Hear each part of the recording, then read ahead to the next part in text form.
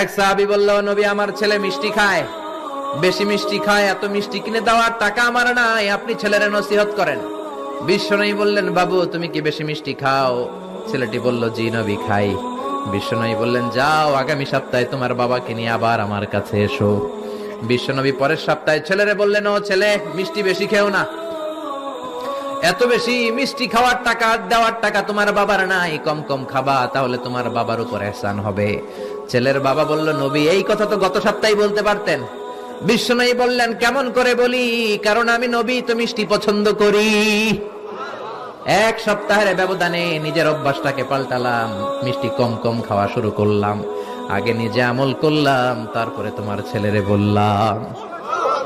সুবহানাল্লাহ। বাড়িতে যে কি রহমতের নবী, কি বরকতের নবী, নিজে কিছু আমল না করে অন্যরে বলতেনই না।